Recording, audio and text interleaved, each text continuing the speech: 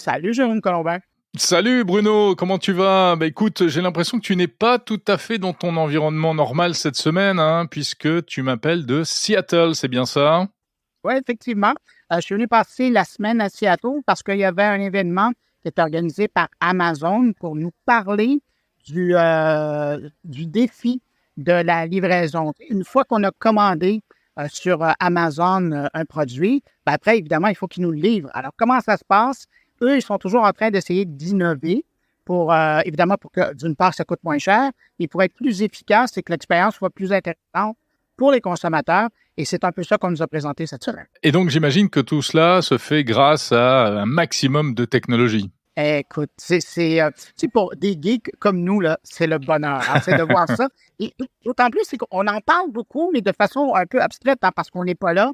Et là, de pouvoir passer quelques journées avec les gens qui sont au beau milieu de tout ça, mais en plus, avec ceux qui travaillent à innover. On a visité des laboratoires, on a rencontré des ingénieurs. Et là-dedans, moi, pour vraiment être très concret, là, moi, ce que je retiens, par exemple, il y a 2 robots on a croisés littéralement. Il y en a un qui s'appelle Hercule. Et c'est quand on voit des images des grands centres de distribution d'Amazon, il y a toujours ces grandes tours en étagères là, où on place des produits. Et bien maintenant, ils ont créé une nouvelle génération de petits robots qui s'en vont sous ces étagères-là. Et c'est tellement précis et c'est tellement intelligent comme utilisation et efficace qu'ils arrivent à être plus performants de 25 dans toute l'opération. Imagine. Puis l'autre robot... Mais pardon, là, Bruno, pardon de t'interrompre, c'est toujours les petits robots qu'on connaît, qu'on a vu beaucoup maintenant, qu'on a vu beaucoup en vidéo, qui ressemblent un peu à des aspirateurs robots, c'est ça? Exactement ça, oui. Je n'aurais pas mieux écrit la chose. Et puis, l'autre robot qui vraiment marque l'imaginaire, c'est Digit. Et là, c'est vraiment un androïde sur 2 pattes. Je veux dire un androïde. C'est un droïde sur 2 pattes. Et il se promène et il est capable de prendre des bacs et de se déplacer et d'aller les placer ailleurs. Alors, il a une flexibilité que j'envie parce qu'il arrive à descendre rapidement très bas, à monter très haut. Lui, il n'y a pas de problème de dos, là. Et alors, il est capable de faire ça. Et ils sont même capables, et c'était bien parce que normalement, quand on regarde des droïdes, ils sont toujours tout seuls. Mais là, il y en avait plusieurs qui travaillaient ensemble et on voyait qu'ils arrivaient à gérer leur temps. Évidemment, tout ça est contrôlé par ordinateur, par intelligence artificielle. Et c'est là qu'on voit jusqu'où on peut se rendre pour arriver à peaufiner. Mais évidemment, la question qui est soulevée là-dedans, c'est que s'il y a des robots qui font ce boulot-là, c'est-à-dire qu'il y a des humains qui ne le feront pas. Et quand on soulève cette question-là avec les gens d'Amazon, ils disent non, ça, les robots, c'est pour travailler avec les humains. Et les humains, on va leur permettre d'avoir plus de temps pour faire des trucs plus intéressants que de se promener avec des bacs. Oui, bon, ça c'est un peu toujours l'argumentaire. Hein. Moi, c'est ce que je dis à mes amis quand ils me parlent de robots, mais au fond de moi, je sais que c'est pas vrai. On sait très bien que dans les magasins où on a mis des caisses automatiques, on en a profité pour licencier des caissiers et des caissières. Hein. Donc c'est vrai que, mais il faut toujours enrober ça avec un petit discours rassurant. Voilà. Oui, mais de l'autre côté, à ce propos-là, moi, j'embarque un peu parce que, tu le sais, hein, depuis la pandémie, il y a eu énormément de prises de retraite.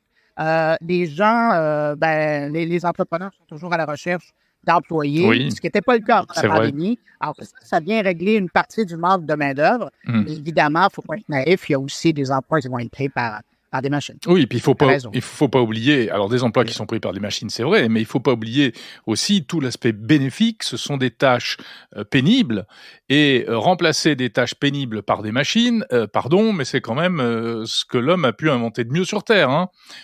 Ça supprime des emplois à court terme, mais ce sont souvent des emplois pénibles. Et là, typiquement, c'est le cas. Donc, c'est impressionnant. J'ai vu tes images de ce petit droïde posté sur les réseaux sociaux. Je vais te poser une colle, Bruno. Est-ce que c'est vraiment Amazon qui l'a conçu et qui le fabrique? Parce qu'il me semblait l'avoir vu au CES de Las Vegas chez un autre constructeur. J'ai fait mes devoirs et c'est effectivement un autre constructeur qui l'a fait pour Amazon, alors que le petit Hercule qui, lui, est sous les casiers, là c'est une production d'Amazon. Mais effectivement, le robot, c'est un tiers. Je pense que c'est une entreprise en Ohio qui a fait ce robot-là. D'ailleurs, j'ai croisé le président de cette entreprise-là sur place et il est bien fier de voir qu'Amazon a été séduit par Ça doit être. Oui, ça doit être un joli marché pour une entreprise qui fabrique des robots comme ça, de passer un contrat avec Amazon.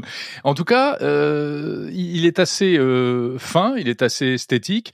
C'est pas le gros robot qui s'appelle aussi Hercule, je crois, de Boston Dynamics. Ouais, non, c'est ça, ça n'a rien à voir avec. Et à quelque part, j'avais presque une bonne pensée pour R2D2. Parce que c'est vraiment dans ce contexte-là qu'on le voit. C'est vraiment, il a 2 pattes, 2 bras, et puis il se promène avec une bouille intéressante. Ses yeux, ce sont des lumières, alors ça nous interpelle. Ouais. Alors on entend derrière toi, Bruno, les annonces de l'aéroport, puisque on se parle juste avant que tu remontes dans ton avion pour repartir à Montréal, bien entendu. Et donc, est-ce que véritablement tu sens qu'Amazon reste à la pointe en matière de technologie pour le commerce et le e-commerce aujourd'hui? Ben oui, justement, et après avoir passé une semaine comme ça à parler avec les ingénieurs, les gens qui sont dans le développement des solutions, on voit que, eux, pour des raisons commerciales, ils veulent être en avant de la parade, mais c'est aussi dans l'ADN d'Amazon maintenant de faire de la recherche. Puis il y a une composante importante, hein, c'est quand même AWS, c'est pas tellement loin, c'est l'autre porte à côté, et c'est tout l'infonuagique, c'est toute la puissance de calcul, et tu peux être sûr qu'Amazon en profite aussi. Alors, ils sont les premiers clients de AWS, et puis ils en profitent allègrement pour tout ce qui est calcul, tout ce qui est puissance de production informatique. Alors, ça fait un commerçant musclé. Mmh. Ces robots humanoïdes, parce que c'est ça qui est le plus spectaculaire dans l'histoire, est-ce que on va les voir aussi en Europe, tu sais ou pas? Ben, pour le moment, ils sont en train de les tester dans quelques entrepôts ou centres de distribution là, aux États-Unis, mais c'est certain qu'après, ils veulent le faire. Même chose, tu sais, bon, on n'a pas le temps d'en parler et j'en parlerai un petit peu plus tard, moi, de mon côté, avec François Sorel. Je ne sais pas si tu connais, c'est un journaliste français. Oui, le François Sorel, qui, je crois, était avec toi à Seattle cette semaine. C'est ça. Alors, avec François Sorel, un petit peu plus tard, j'en parle, mais je te glisse un mot. Tout le service aérien maintenant, Prime Air, c'est devenu une composante importante chez Amazon et ils ont développé leur propre drone pour faire de la livraison. Et ça, c'est intéressant parce que tu demandais est-ce que ça s'en vient en France. Ben, le drone, la nouvelle version du drone qui est hyper performant, elle arrive, c'est pas l'Europe, elle arrive en Angleterre et puis ça va aussi être en test en Italie.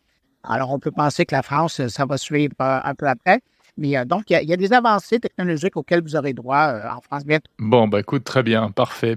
On attend aussi les petits robots livreurs pour les trottoirs, qui se préparent également, voilà.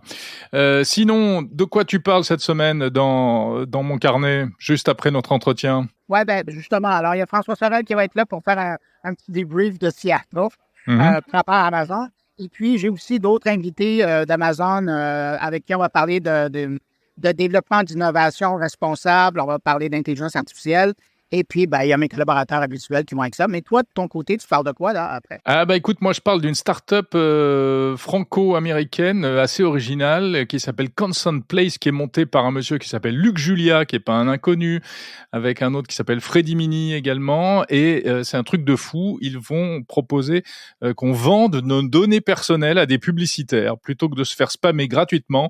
L'idée, c'est qu'on paye pour recevoir de la pub, et pour eux, c'est l'avenir du marketing. Voilà, c'est assez incroyable. Sinon, on parle aussi de 5G et de cyber-malveillance, en l'occurrence la sextorsion, le chantage aux images sexuelles. Ah, tu venais vraiment fort cette semaine, hein?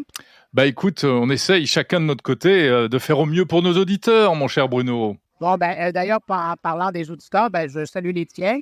Je salue les tiens. Et bon retour, bon vol vers Montréal. Salut Bruno.